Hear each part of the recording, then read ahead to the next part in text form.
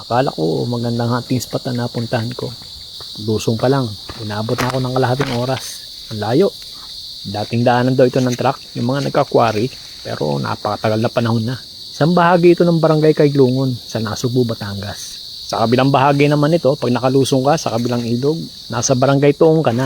Tuwi, Batangas naman ang nakakasakop doon. Mga office, hindi na ako nagdala ng life vest. Ang spot natin, yung mga pinagkanaan ko doon sa ibabaw, hanggang leg ko lang. May bandang malalim pero manageable na. Kaya ang haba na lakarin eh. Iwas hassle.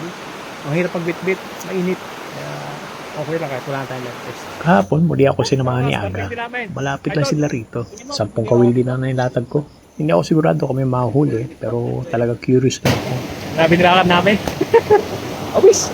At ito ang tinatawag din ng kay Bubuaya. Nasa paanan pa lang kami. Ang pinakasentro nito ay nasa unahan pa. Kinaumagahan, binalikan ko ang mga kawil. Mag-isa lang ako.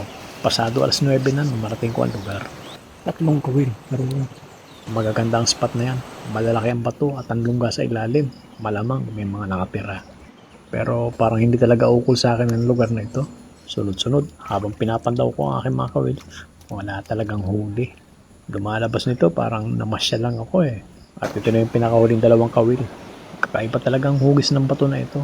Parang may mukha. Talagang nasa salpukan siya ng agos ng ilog. Yan ang tinatawag nila kay buwaya.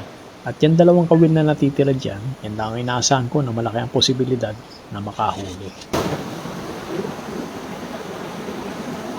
Pero talagang ayaw akong lubayan. At ito na nga ang pinakahuli. Pinasuspense pa ako eh. Akala ko binatak. Ayan oh, nakapwesto talaga siya sa lagaslasan. Tirik ng araw, napakainit. Pagod na rin ako dahil sa haba ng nilakad ko. Kung may mahuli lang ako kahit isa, papawiin na niya ng mararamdaman mo eh. Ayan, nagsayang na naman ako ng pagod. Ay, bubuhaya!